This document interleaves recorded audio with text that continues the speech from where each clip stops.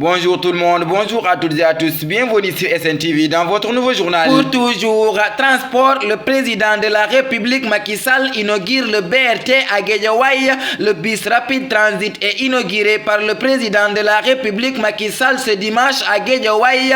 Le chef de l'État a procédé à la coupure officielle du ruban lançant mise en service du BRT. A noter que le président Macky Sall était accompagné de Mansour Faye, ministre des Transports terrestres et du désenclavement, du directeur du conseil exécutif des transports urbains durables, Thierno Birahim Aouda, et de plusieurs membres du gouvernement. Le BRT, une infrastructure 100% électronique qui va transporter quotidiennement 300 000 passagers dans la région de Dakar. Pour toujours, Louga, Macky Sall fait ses adieux à la famille omarienne. Le président de la République Macky Sall s'est rendu dans la capitale du Ndiambour à Louga hier dans l'après-midi à l'occasion de la célébration de la 60e édition de la Ziara dédiée à Thierno Mountaga Daha, un homme de Dieu qui a consacré sa vie à l'enseignement coranique et à la Tidjaniya. Il est également le père de l'actuel calife de la famille omarienne, un serviteur inlâchable de l'islam. Macky Sall, je suis là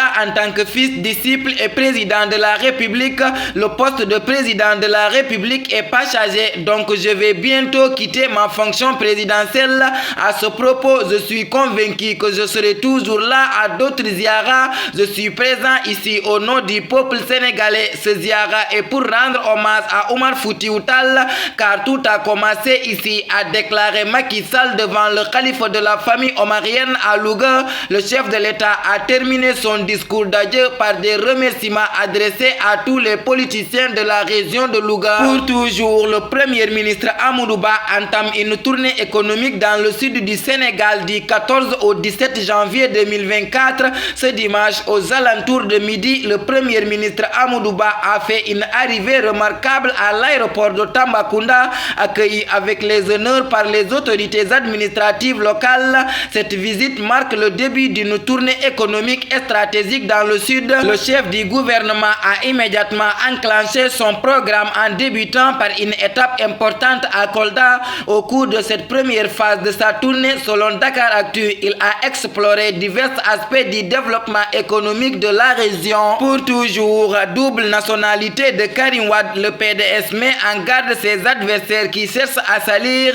À travers un communiqué, la coalition Karim 2024 se félicite de la décision numéro 1 du Conseil constitutionnel du 13 janvier 2024 déclarant recevable la candidature de Karim Meïssa Wade après un examen minutieux du scrutin, respect des conditions imposées pour se porter candidat à l'élection présidentielle. Nous déplorons que malgré cette décision, certains s'acheminent à tenter de discréditer Karim Wade en soulevant des questions fantaisistes relatives à sa nationalité française. Questionner la nationalité de Karim Wade, qui a clairement renoncé à sa binationalité, est l'expression méprisable d'une discrimination ou d'une xénophobie qui n'honore pas certains candidats qui en sont à l'origine, déclare la coalition Karim 2024. Pour toujours, Tamba, l'explosion d'un téléphone ravage tout sur son passage. L'explosion d'un téléphone portable branché à une prise solaire a créé d'importants dégâts matériels au village de Sinthioufarine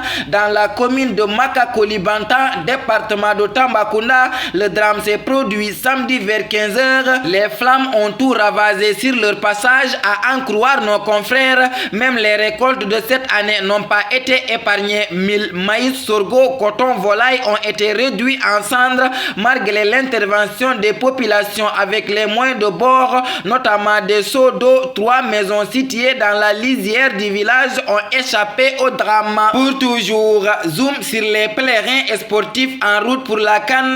À l'horizon de la CAN Côte d'Ivoire 2023, les projecteurs se braquent sur le duel tant attendu entre le Sénégal et la Gambie, une confrontation d'envergure qui promet des émotions fortes et des rebondissements selon dit. Le stade Charles Konan Bani de Yamoussoukro est prêt à être le témoin de ce face-à-face, équipe entre les deux nations voisines, et l'excitation est à son comble. Tafa Actu le 15 janvier 2024, celui qui déplaçait la montagne, c'est celui qui a commencé par enlever les petites pierres. Ces mots mettent fin à notre édition. Merci de votre fidélité, de rester sur les ondes de SNTV. Que la paix et la miséricorde de Dieu soient avec vous. Bonsoir.